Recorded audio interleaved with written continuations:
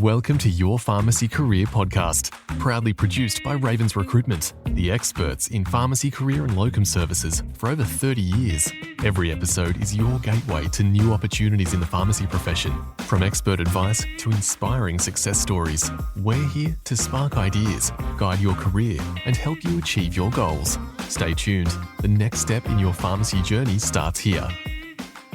Welcome to another episode of Your Pharmacy Career Podcast. You're here with myself, Christy Lee Patterson, and this season we are speaking to pharmacists turned entrepreneurs, especially in the tech space. So our next guest is Glenn Angel from Pharmacy Halo, pharmacist turned self-taught coder, and he is with us today. Thank you so much, Glenn, for dropping by.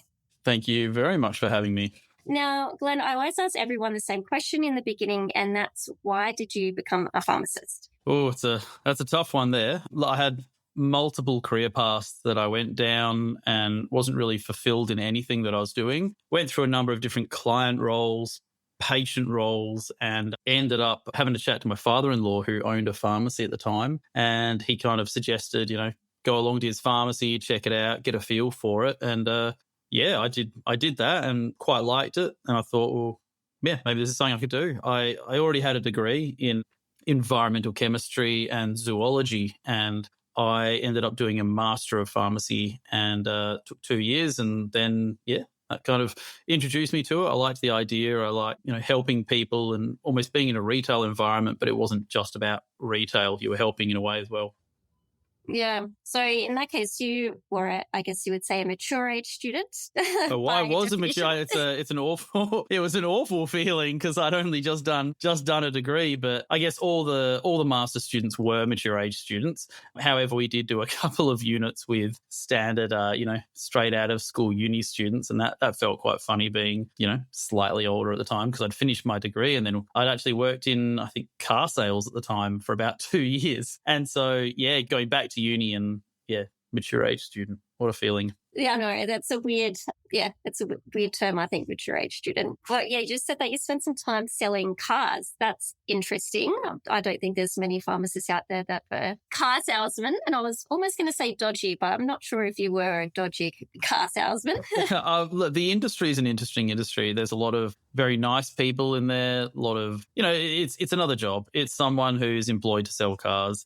I think the grey area, the difficult area is that they are making money off selling a car. So they need to sell cars to make their money. Their salary is very low. My salary was exceedingly low as a junior. I mean, I think if you put that into perspective of if we were specifically getting money as a pharmacist for selling specific drugs to specific people, like targeted sales, and probably pushing people into medications they didn't need, it would really be, if we were being paid on a commission basis, then, well, the whole healthcare thing wouldn't really work. So it released me, well, I guess it gave me an opportunity to see how a certain industry works and certainly gave me an idea that was not an industry I liked because I look at myself as a relatively honest person. And if you want to make a living, you got to be a little bit okay with, no, I can't give a discount on this. I can't help you out with pricing because you know that you need to retain some of your commission. So anyway, it was a funny one. I sold TVs, sold cars, and because I graduated from my zoology degree just as the global financial crisis occurred and just couldn't really get a job in the career that I wanted. So just had to, go into something else for a bit. Yeah. Although I feel like maybe some of the things that you learnt from selling TVs, cars, and all the other jobs that you've had as well. I guess the common denominator in all of these jobs is people. Yeah, completely. So I'm sure that definitely would have helped moving into pharmacy, especially community pharmacy, having that people experience. I think we've all dealt with a difficult pharmacy customer, but everybody's got different levels of a difficult pharmacy customer, but I've got to admit dealing with a very angry person buying a car, like a customer there, or they're not getting what they want, or they've got the wrong car, they signed the wrong document, and we're talking things that are costing, between $20,000 and $70,000, massive problems in these people's lives. That can be a certain customer that you need to deal with. So I guess I certainly, when I have had problems or issues in the pharmacy that aren't directly like health related, somebody's made a dispensing error or something, that's obviously a different kind of issue. But, somebody squabbling about something being a couple of dollars difference. And, I don't think I got as kind of stressed about that, is because I've dealt with far worse situations. So it gave me an exposure to a different kind of customer. No, that makes sense. So you worked in community pharmacy for a number of years. Have you worked in any other pharmacy roles? I did my practical for uni. I did that in hospital pharmacy setting, and I can really see the kind of person that would enjoy that role, but it wasn't a role for me. I really enjoy being in front of people, talking to people, and having that kind of ongoing relationship, especially with the patients that I was dealing with. I've been invited to some elderly people's birthdays at their nursing home because we delivered Webster packs. Or sadly, I've gone to a patient's funeral a couple of times because we got to know them that well. Whereas in hospital, I didn't feel I was getting that connection, but I enjoyed it, just not for a career. But aside from that, it's community pharmacy that I've worked in, and then obviously going on to like the software side that I'm now based in. So I guess I'm curious to understand, how did you turn into a coder tech founder? Were there certain moments in the pharmacy, maybe in your career, or things that you got frustrated with? Like before, I guess you started Cuter. That was the first product, I think, from memory. Yeah, like how did that come about, that journey? Yeah, but funny enough, Cuter wasn't the first.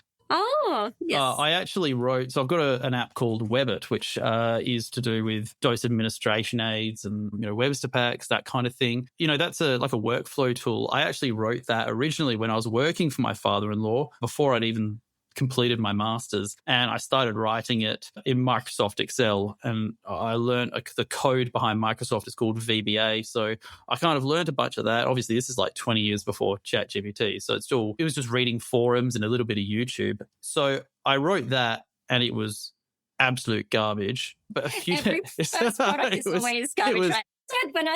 When you said, Cuter wasn't the first product, I'm like, of course it wasn't. Anyone in tech knows that. Yeah. There's always something before that. Yeah, look, so I wrote that. I had that for a bit. Webbit went through about 5 different iterations before it became what it is now, which, many pharmacies are using. But even after that, it all started when, and I'm going to try to condense this story because it's a huge story, but there was a system for claiming workers' comp in WA. So pharmacies would post off prescriptions to this company who would end up writing invoices, claiming from the insurer, getting paid for them, and then they would pass the money back to the pharmacy. There was a gentleman that had that company, and everything was paper-based. And I started working with him using my small amount of knowledge of VBA to write an application for him that meant pharmacies wouldn't have to post prescriptions in anymore. It was kind of like a database system. I went on to start my own business doing that. And that's where I wrote Zephyr Claims, which is an app that's still running now.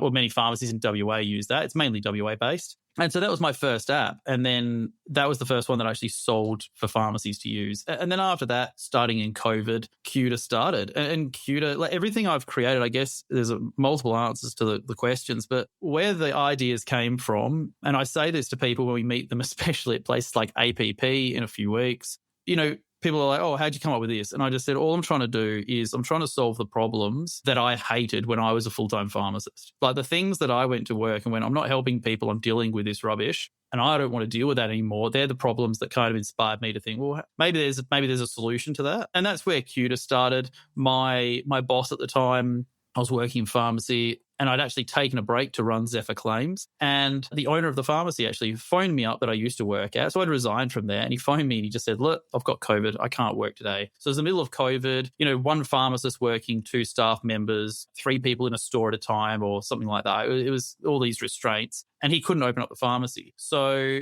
phoned me, I drove, 45 minutes. I got there, I picked up his keys from his wife and I opened the store. I hadn't worked there in about 2 years and I couldn't even remember how to open the place, but I got it finally all up and running. And the first patient, I can't remember his exact name. I think it might have been Mrs. Panetta, this like little Italian lady. And she'd come in to get it was a cancer treatment for her husband. And these vials were like $4,000 for an infusion. She came in to pick it up. it wasn't in the fridge. And so I was looking through the supplier orders, trying to figure out if it was ordered or when it was ordered, but I couldn't find anything. The owner wasn't answering the phone. And I just had to tell this poor lady, I said, look, it's probably going to come in at 11 a.m. with our delivery. Delivery came in, it wasn't there. So I was in essence screwed for a problem that I hadn't caused. And I'm laughing because it's such a common thing. Yes. And I'm sitting there just going, I mean, at the time it was 2021, I think. Yeah, very early. And I just went, how is this a problem in this day and age? Like, and I phoned the boss and said, what's our solution here? What's the process? And he goes, well, we've got Post-it notes. Is it on one of the Post-it notes on the screen? And I actually thought he was pulling my leg, but he wasn't. And so I actually went home that night and I said to my wife, I said, look, I think I've got another idea. I want to try building something for this pharmacy. So I built it. It was cuter. I needed a name for it. I called it Special Order Pad, and I hated that name. And I thought it needs to be something short. I ended up with Cuter because I got two sons. I got Quinn and Darcy, so Quuda. Called it Cuter as a bit of a test name for this pharmacy. And they'd been using it about a month. I kind of made it and forgot about it. They were using it for a month. Then one of the staff phones me up and said, oh, so I'm using Cuter. I've got this problem. This didn't work. And I'm like, what the hell's Cuter? And they're like, oh, it's that thing that you made. I'm like, holy shit, I actually did make something. So, excuse the language, but like, yeah. So I ended up getting a call from the owner. He said, look, I want to put it in 3 more of my pharmacies. That happened. And that scaled up. And, now we've got, well, many, many hundreds of pharmacies across Australia using the app, solving something that should have been solved in the early 2000s. And I'm very proud of it because I think that the thing that it solves, a lot of ours, are the pain points. It's that thorn, like a splinter in your foot, and it's not big. Your foot's not going to fall off. You can still walk, but it's this continuous annoyance. But it's actually a small problem. And I feel like the relationship we have with a lot of pharmacies that use our software now is that they've realized that this small problem was festering and causing a butterfly effect of issues down the track. They were losing patients because they didn't get that cancer treatment. They were having unhappy patients and they thought it was the norm. So yeah, look, that is the long story short on that. But I think that's just so great in a way that, just something that was just so frustrating. You just thought, hang on, there's got to be a better way. Like, why are we doing this? And I think this is interesting I don't know if it's in other industries. I've only really been in the pharmacy industry, but I feel like there's so many, especially administrative tasks, where we just kind of put up with it because it's just the way it is, right? Yeah, like that's a massive thing. And I find my personality doesn't accept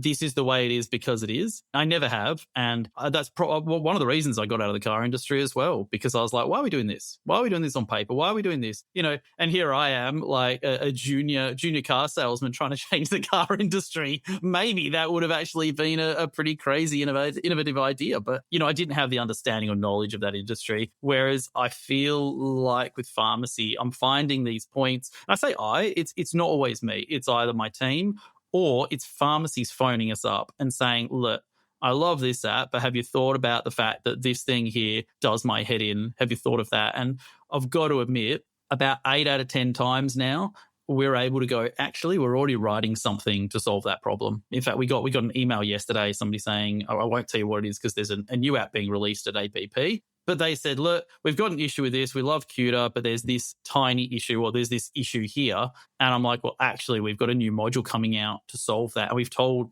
her all about that. And she's like, well, sign me up, because, and that was exciting because we haven't released a product and we already know that we've really hit the nail on the head with this one as well. So yeah, we enjoy, I think the biggest part is we enjoy it. We enjoy solving the problems. And I also enjoy the fact that I know that people have the same pain points that I had. And hopefully we, my team, is making their day that slight bit brighter because of it. Yeah, no, that's great. So I guess with Cuter it was a little bit different because you actually had that pharmacy there, you built it for them, and then it kind of grew from there. And it's so funny. I honestly thought Cuter was your first product because I didn't hear about Webit or Zephyr till after, but I always knew Cuter. So that's funny. But I think maybe it's because it wasn't relevant maybe to things that I was dealing with in the pharmacy. 100%. Zephyr, not every pharmacy deals with workers' comp scripts. And if they do, they might deal with one or two. But also Zephyr is WA based. The insurers work in a different way.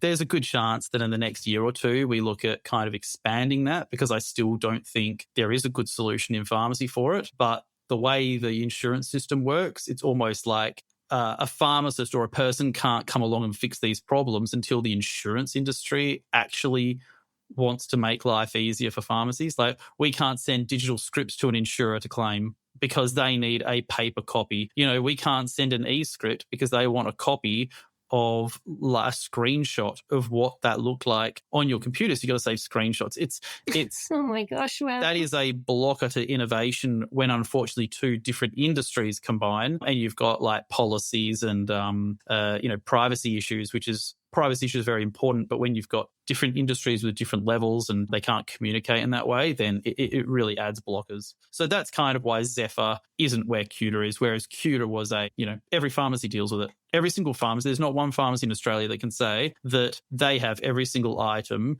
every single day, for every single patient, and they never have to order something in for someone. And if they do, they always remember to supply it, because I would not believe that that's true. 100%. If they say that, I'm like, you're lying. Yeah, you're lying, or you don't know your business. You don't Yes. you don't know what's happening, because I bet you've lost a patient because somebody forgot to.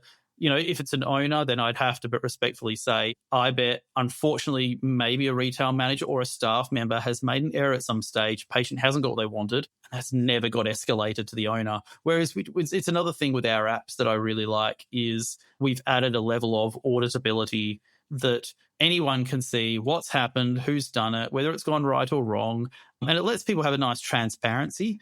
And I don't think it's about blame for staff. It's not saying this person did something wrong, but it's about accountability. And I think that's something that, if we're all doing the best we can at work and we're trying hard and we're doing our job, then there's nothing to hide. Whereas if you're being a bit lazy, or you're having a rough day and you've forgotten a bunch of things, then it's something that I guess would tag and show that there's been some issues here, and that's something that the owners can visit or the manager can visit and kind of go, look, this is something we need to work on. Yeah, exactly. So with, I guess, all of the products, you and I both know that pharmacy, they are slow to adopt new technologies and new innovations, and a lot of resistance. And I think it's because the decision makers are pharmacy owners, but they are pharmacists and they're risk averse by nature. That's probably why they're pharmacists. Yep, that's part of it. So, yeah, I guess from my perspective, I'd be curious to know how you went about, I guess, like convincing those pharmacies. Like sometimes that maybe it was a little bit easier because maybe you know some owners and were willing to give it a go for you. But those people, I guess, where you didn't have any sort of connection and you just had to let the product speak for itself. Yeah, did you come up with any barriers or kind of... I think there's always barriers. Issues? I think all pharmacists have they've learned from their predecessors what the systems are. And then as an owner, so the intern became a pharmacist, they learned the processes, and then many became owners. And then they continue on the processes they've been taught, which have been handed down since the 70s, They just keep on going. The dispensary systems have adapted, but owners have an allegiance to a dispense company a lot of the time. And I think all the dispense companies are amazing. They do great things. They all do things differently. And I think that variety is definitely what we need in the industry. But it is quite funny to have, it's almost like when you've got somebody who likes an iPhone or an Android or something like that, it's like this commitment to a dispensing system and software. And it's software is very sticky in pharmacy. It's a positive for us. We like to keep on working on our product to always make it the best that it can be. But in a sense of dealing with resistance, the best that we can do at any stage, at least at Pharmacy Halo, is not always talk about the solution. What have we created? This is what it does. This is why it does it, and blah, blah, blah. It's getting to understand the pain point of the person. Now, if we're talking to someone, there is absolutely no point me having a big discussion with a manager or an owner who has no problem with special orders. Perhaps if they are that person that says, look, we always order stuff, we never get it wrong, well, maybe they don't need a system. I mean, my gut feeling is that I think any pharmacy could use our software. And we're talking specifically about Cuda as an example here, but I think any pharmacy could use it. We've got pharmacies that are absolutely throttling Cuda, absolutely throttling, like everything in the pharmacy, dispensary, OTC, NDIS, stockings, everything goes through Cuda, and it's amazing what they're utilizing it for. And we got pharmacies who are rural using it for, twice a week. But it helps them remember because they only get a delivery once a week. And, it's so different volumes. So it's understanding the problem. If that pharmacy doesn't have a problem, I'm not going to force them to use our software. I'm not going to force them to find the problem that doesn't exist maybe for them. So yeah, resistance-wise, tech can be scary. That's why we offer a free trial. This whole podcast has turned into a sales pitch. It certainly didn't mean to. No, it's okay. So, yeah, look, we offer a free trial because I've just said to everybody that uses a trial, have a crack at it. If you prefer paper over my product, then I would be surprised. However, that's once again personal preference. But we try and help them by going, look, we've got an easy, user-friendly system. There are certain systems out there, not specifically in pharmacy. I've got to admit, I think a lot of the providers within pharmacy, whether they're like competing with our products or not, I think there's a lot of really good, innovative and user-friendly stuff out there at the moment. But in general, in software, you might get a new app and it's got buttons everywhere and text everywhere and icons that you don't know what they do and all this stuff. I think the biggest resistance for us is can I use it? And we like to think that you could put our stuff in and start using it without training. Obviously, we supply training, but you could get in there and just do it. So I think there is a significant level of resistance, but there's a lot of younger pharmacy owners coming in as well, and that's changing the landscape, which is really nice to see. Yeah, definitely. I was just thinking too, in terms of challenges, and then when you were even talking about being a car salesman as well, and then having to deal with the cranky customers and things like that. The importance though of having a good team around you. And so when you're explaining that there's no way you could just do this by yourself, I know you work hard, but you can't do that all on your own. And I was just thinking, you mentioned that Cuda is named after your two sons. That's it. Which is really sweet because I actually thought it was because it was a queuing system. So I was like, I love this even more. Yeah. It's a fun one, especially because I didn't really intend it to be what it is now. But I like that as well. Pharmacy Daily is a proud supporter of your pharmacy career podcast. If you're in the pharmacy world, it's a great resource to stay up to date with the latest industry news. To subscribe, just head to pharmacydaily.com.au to get the newsletter delivered straight to your inbox.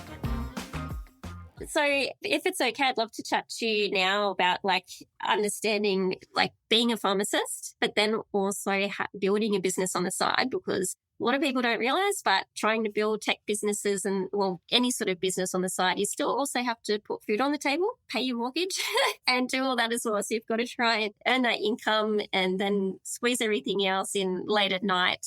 So obviously your wife is also now part of the business as well. How are you managing everything? And I know you've been doing this for 10? Yeah, about 9 years now. Yeah, 9 or 10. Yeah. Look, it was hard. I think it started off with Zephyr, and I pretty much I did a bit of locuming while I was doing Zephyr, and you just got to keep on telling yourself it's going to work, because I think my first, I'm really honest with this. I think my first salary for my first year from my business was something like $15,000. And I was supplementing that with doing locuming and a little bit of consulting and stuff like that. But that first year, and I was like, wow, that's that's not going to pay any wages. And that was a pretty rough first year. I say first year, that was the first financial year, and I started a number of months into it. So I guess it wasn't horrific. It wasn't good though. The next year really picked up. And you just got to keep on cracking at it. And then, as the business has grown with, I've had someone the main guy I have working with us is Kieran. So Kieran is an account manager and just an absolute gun with everything. So getting the right team on board. And then, when you're growing, it's risky as well. You're then, instead of once again taking money for yourself, you're investing it by paying someone else to help you out so you can grow faster. And then, we need to develop faster because pharmacies want more apps or more updates or more changes or, fixes or bugs. Okay, we need another developer on board now. And, we got more admin to do. Then you keep on, a lot of pharmacies getting on board, and which is just amazing. And we've had a massive uptake, but you've just got to keep on keeping on with everything. So yeah, it is hard leaving. It's hard leaving a stable pharmacy, 9 to 5, or, the reason I left it was I didn't want to do either 9 to 5 or every weekend or Thursday nights or, every Monday, Wednesday, Friday nights and stuff like that. That's the bit that when I'm having a hard week, I turn around and go, you know what? I'm working from home. I picked my kid up from school today. I took him to school. I mean, for me right now, it's 3:45 in the afternoon in WA. My kids have come home. I'll play a board game with them before dinner. That's something that I could not do as a pharmacist full time without having to sacrifice. I can be home at 4:00, but I'm working all weekend. Yes. So, yeah.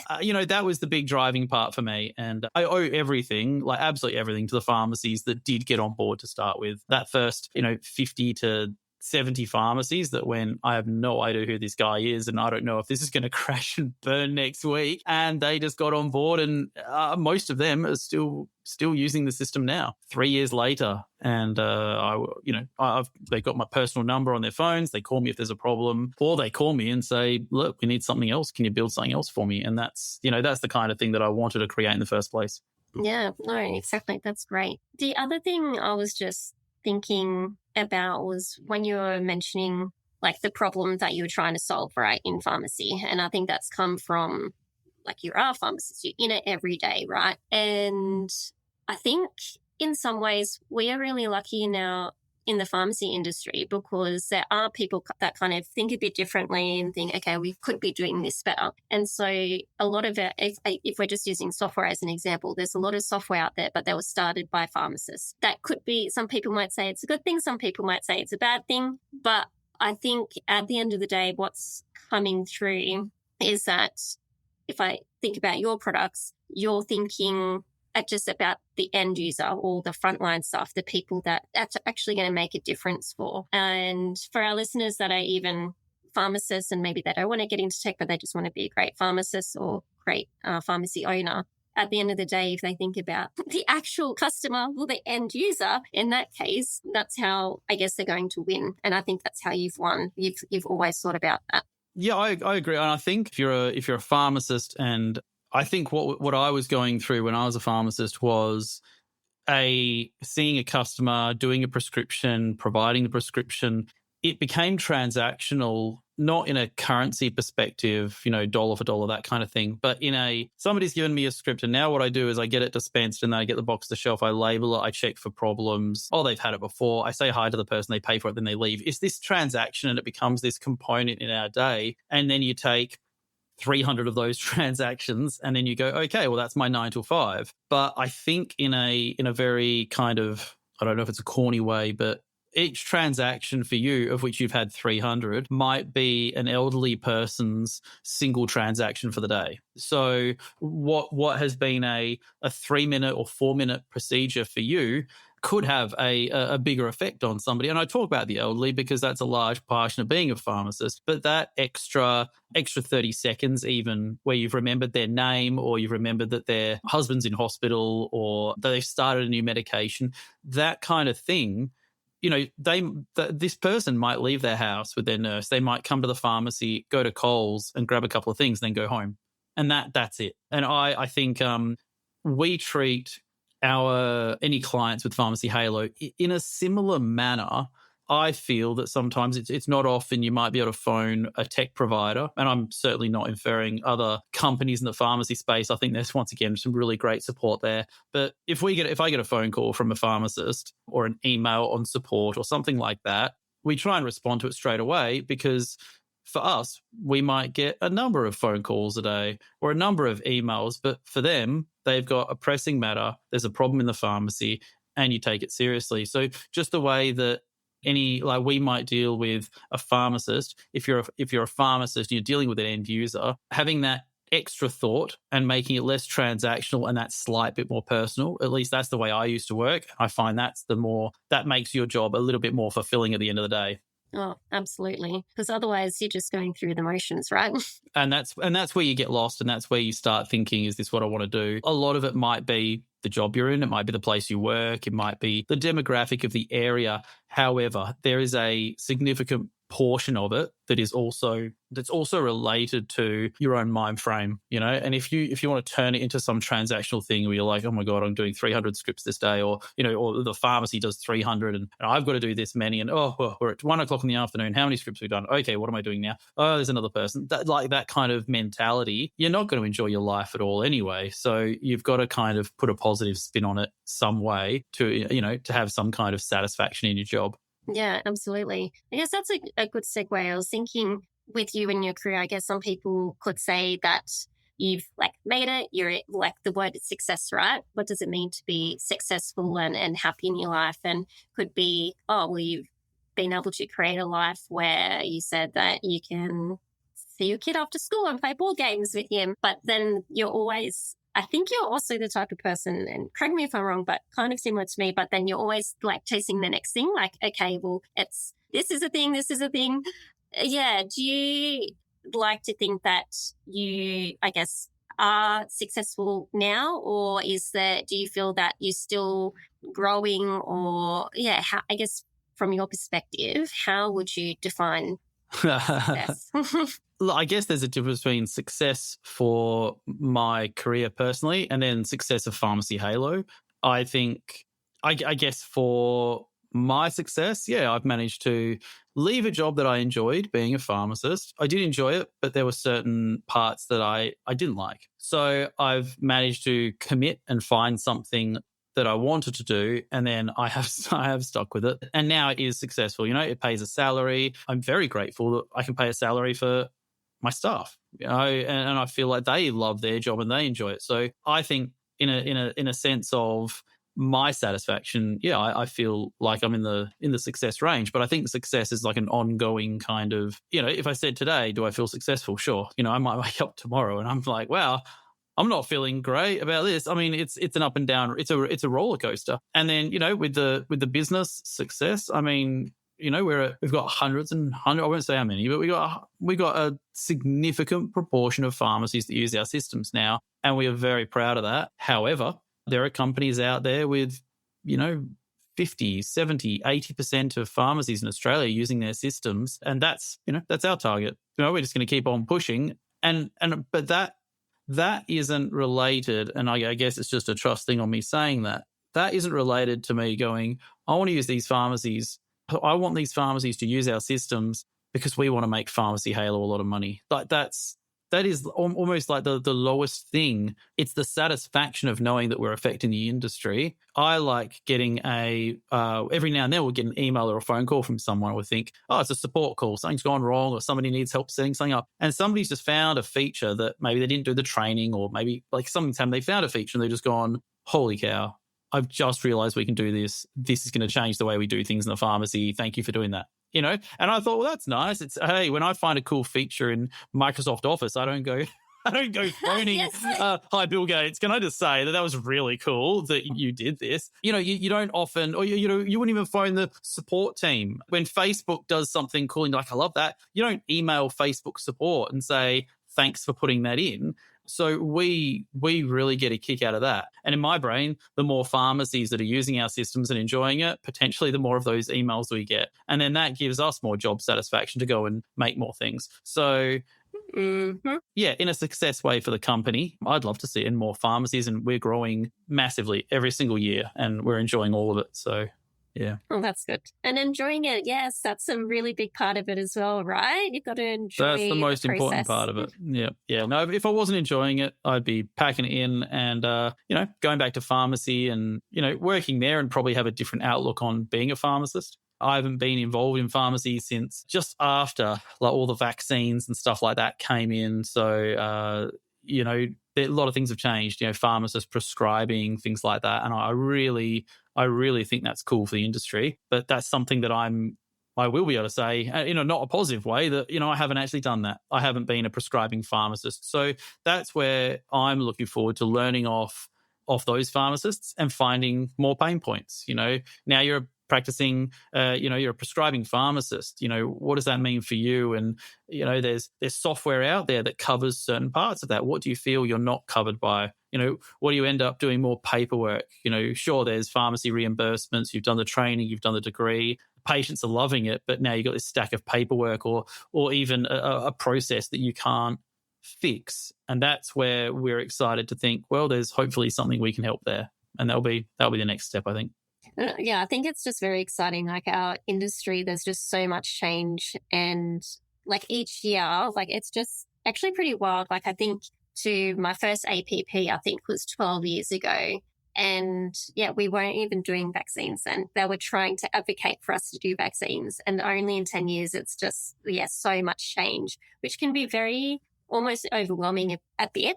And so then that can also potentially be where some of the resistance might come from, because like, oh my gosh, another thing is changing. But it's also good as well, right?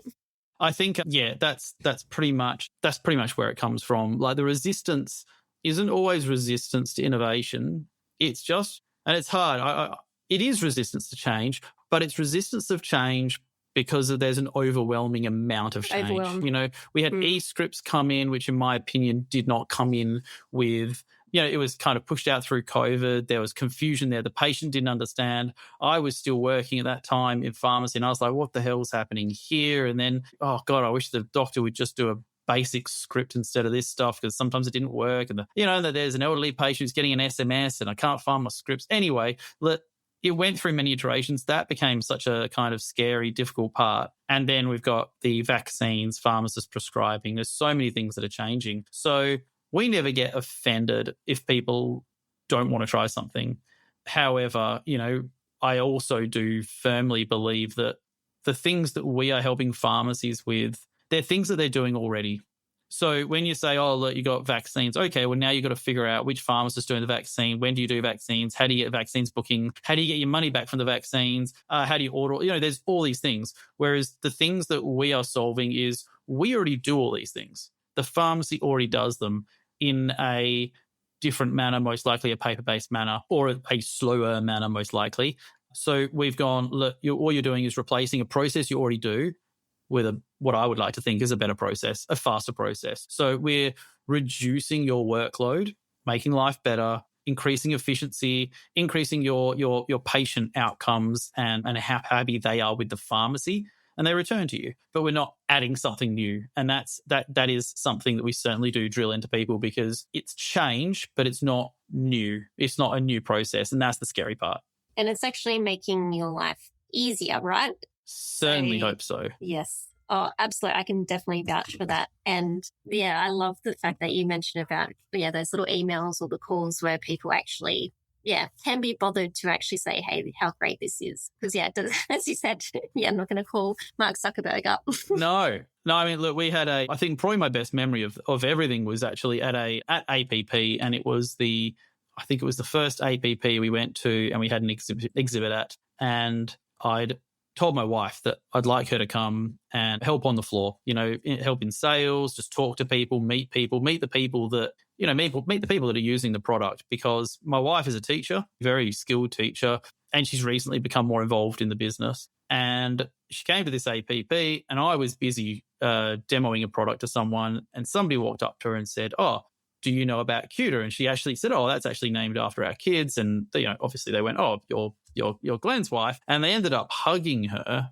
and just said, oh, thank you so much, because I know that he's been up late doing all this stuff because we asked for this change in Cuter and he did it and it helped them. And I honestly, I can't remember who it was. It was 2 years ago on a busy APP day, but my wife still remembers. So her name's Sian. So Sian still remembers, and she'll still make a comment of that, because it was kind of like that was the turning point for her, that it wasn't what I'd done with Zephyr Claims. It wasn't a tiny app that, 10 or 20 pharmacies were going to use. The hundreds of pharmacies were using it across Australia, and it was actually helping them and in such a positive manner that they had that kind of, you're walking up to a software vendor and hugging them. It was Yes. a unique experience, and it was very nice because I saw that and I'm like, wow, what's happened there? And she just, and Sian just said, oh, we're just so happy that you've done XYZ for the app, and that would really change things for them. So that's the kind of thing that also lets us know that we're heading in the right direction, that any resistance, it's completely understandable. We don't get offended by people who are like, no, I don't like change. That's perfectly fine, because we're so confident with the people that are just so happy with it that we're like, we're not stuffing people up. We're not going to put a process in their pharmacy that breaks things, that causes problems. We're giving software that is not just for the dispensary. It's for the dispensary staff. It's for the counter staff. Literally everybody in the pharmacy can use our software, and that's what we like, because that's the thing that I feel like we're not just touching the dispensary, that we're helping everywhere.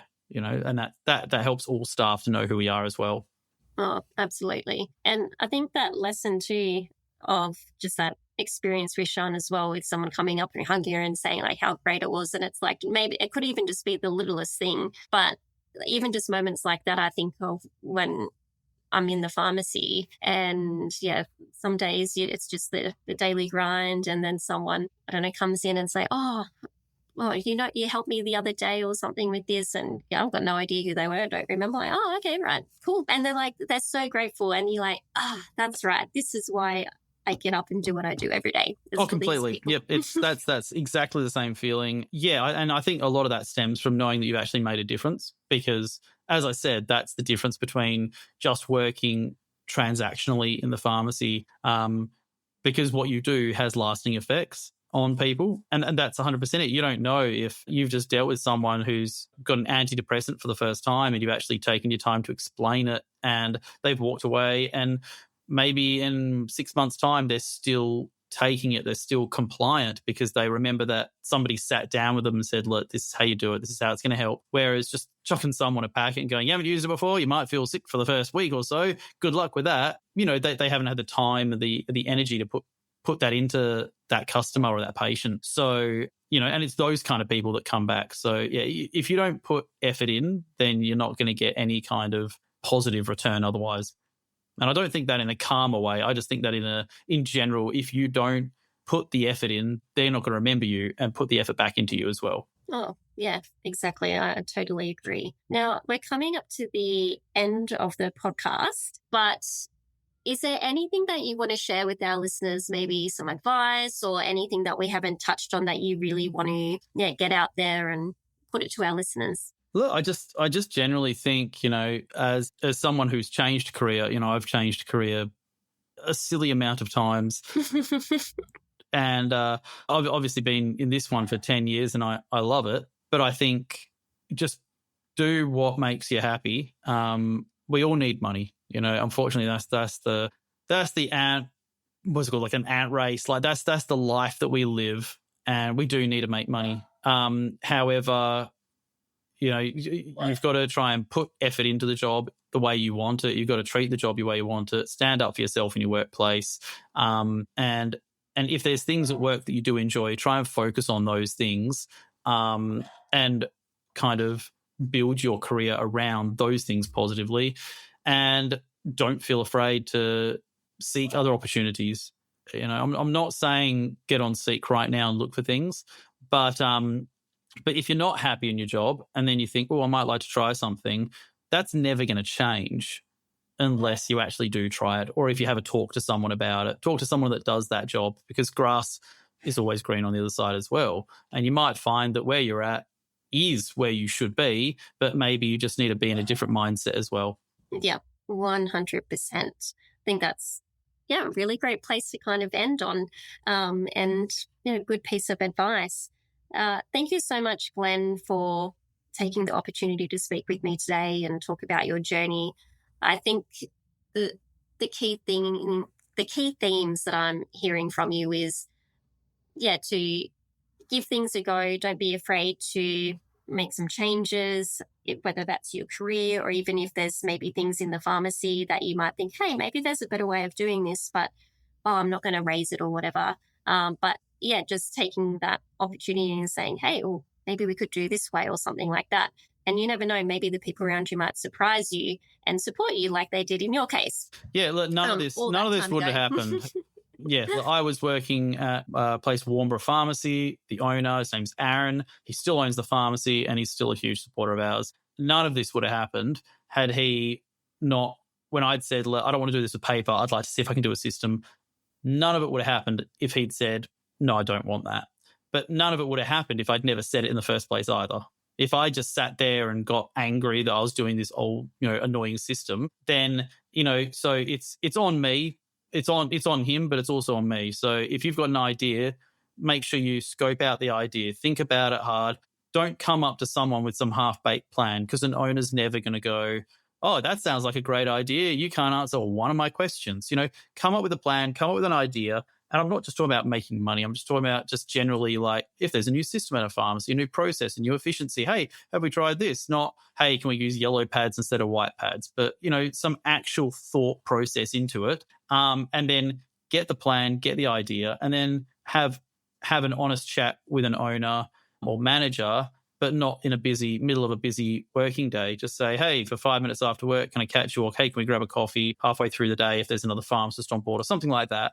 And go, look, this is what I'm doing. I'm really not enjoying it, but I've got this idea. Can I give it a crack? Now, sure, the owner can say no, but if they say yes, and then that gives you something else to really work on and try and inspire you, then, that's just a win-win. You're going to win and the owner's going to win, and that might lead to other things, which is exactly what it did for me.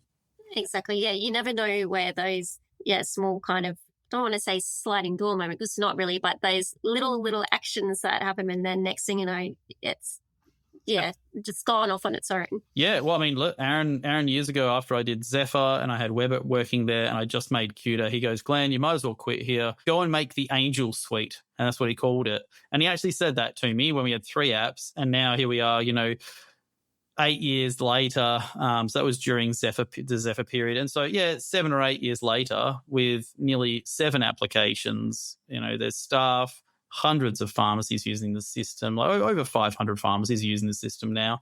And, sure, I may have got here even if you hadn't have said that. But, that's quite a cool thought that, somebody just said, just go and do it. And I'm like, oh, I guess I will. Okay.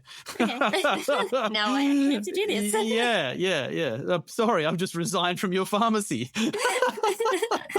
Oh, jeez. I love it. Well, thank you so much, Glenn. It's been an absolute pleasure. And for anyone that's wanting any more information on any of the products, wants to reach out to Glenn, we'll put all his details in the show notes. But I'm sure he'd be more than happy to hear from you via LinkedIn, socials, or via your product website. Email, yep, whichever you like. Always around for a chat. Cool. Maybe not a Post-it note. So carry a pigeon in the mail, something like that. Yeah. Well, thank you so much. And cool. Thanks for having me. Yep. All right. Have a great day. Cheers. It's always with the wrap up, but that's all done. Thanks for tuning in to Your Pharmacy Career Podcast, proudly sponsored by the Pharmaceutical Society of Australia. The PSA is committed to empowering pharmacists through advocacy, innovation, and industry-leading professional development. To become a member or learn more about how the PSA can support your career, visit www.psa.org.au. Don't forget to subscribe, share this podcast with your colleagues, and join us next time as we continue to explore your pharmacy career journey.